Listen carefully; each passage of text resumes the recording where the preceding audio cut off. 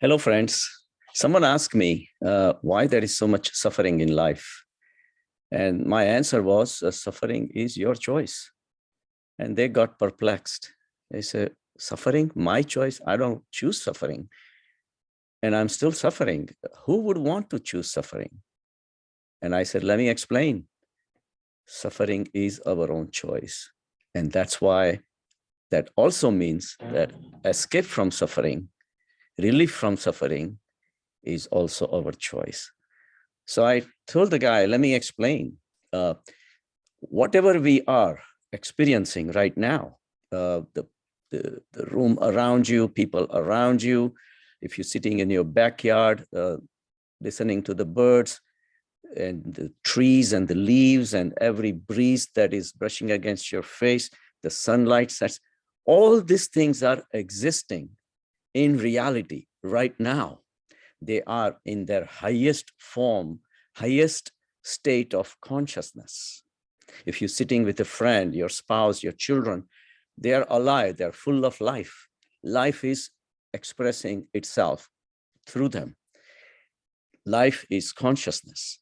Consciousness is present in every single thing, and it's getting expressed in the best possible way it can based on the instrument. Like stone expresses itself, its own stony nature, which is also part of consciousness. And human beings, of course, one of the highest expressions of consciousness is expressing in their own way. But the totality of the picture that exists right now, that is created by the consciousness.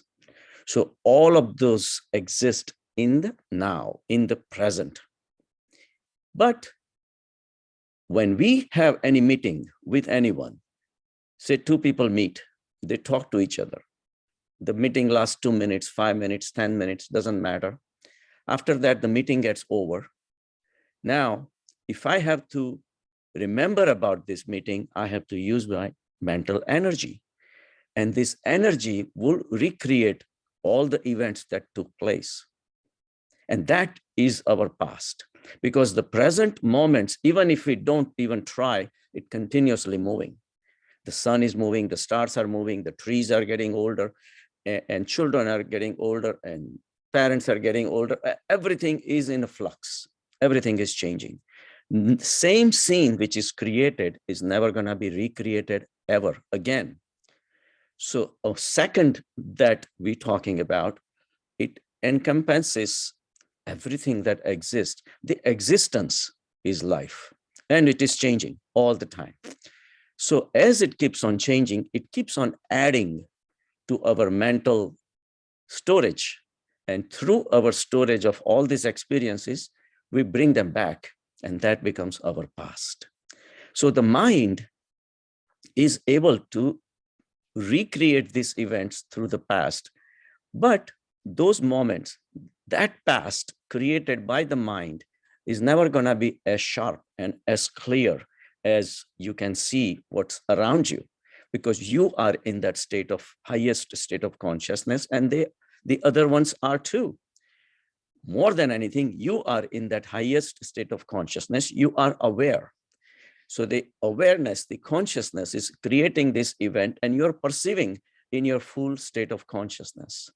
But once this moment is past, you have to rely on your mind to bring it out from the past. And the past is never going to be as glorious looking, as bright, and as alive as the present itself. Past is always kind of faded, little ambiguous, little fuzzy, just like dreams. What happens in dreams? During the daytime, you have a contact with the sansar, with the world, and you store all these images. At night, you recreate them. So dreams are created by the mind. And mind is not as powerful as the consciousness itself. Consciousness created us. Consciousness created our minds. And if the mind tries to match the consciousness, it's not going to work. It's not going to be as good as the real live experience. So the dreams are also, if you notice, they look kind of faded, fuzzy, and kind of ambiguous. because they are not real. That means the now, the present state is the reality. Past is only a recreation of the mind. And same thing true for the future. We create our futures, we create the fantasies, we see the daydreams even, we thinking about what is going to happen tomorrow. So the future is also another creation of the mind. So past and the future both are creations of the mind, but the present is not. The moment of now is created by the consciousness. But what we do is we live according to the mind. Between the mind and the body, our mind is sharper, more intelligent than the body. We think that mind is so smart, but mind is bringing all these images of the past and the future. So what happens? A lot of times we remembering the past may not be pleasant. If it is pleasant, we think more about it. The future is always full of anxiety. We don't know what's going to happen. We are always worried about what's going to happen to our loved ones or the money or my life or all those things. We try to solve the problems which are not possible. Remaining in the past leads to the regrets. I should have done this. I should not have done that. I should have done that. That's why this happened, this and that. All these things keep us occupied. So because our faith in mind is so much that we remain occupied between the past and the future, continuously waving around. In that, what is the worst thing that we are doing? We're missing the present. We're missing the now, which is where the consciousness is actually presenting itself. There is a communion happening between your consciousness and your spouse consciousness, your friend's consciousness, your children's consciousness, consciousness of the tree and the nature and everything is happening in the now. The consciousness is knocking on your doors, but you are not home. You are somewhere else. Either you are in a past, either you are in a future.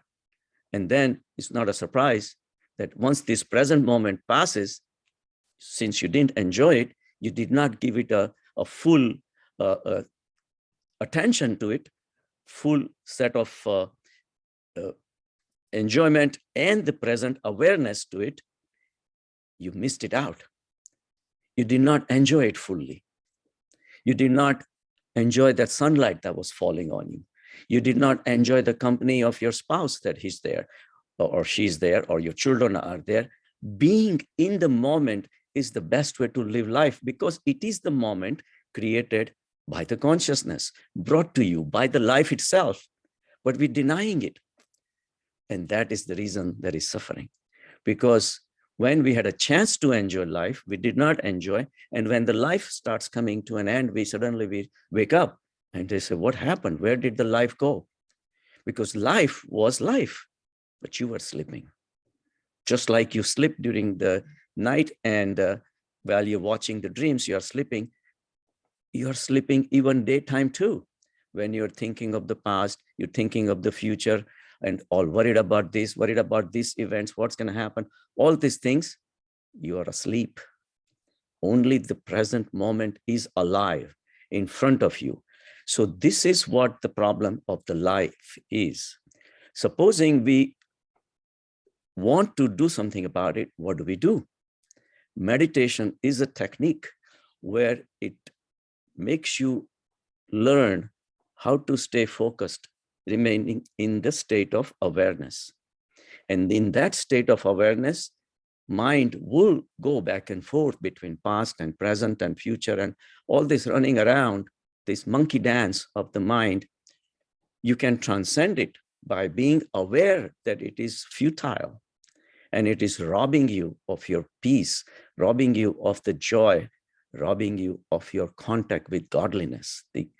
The awareness which is presenting itself right now is taking you off. So meditate, learn how to stay in the present. In the present moment, in the now is the joy of life.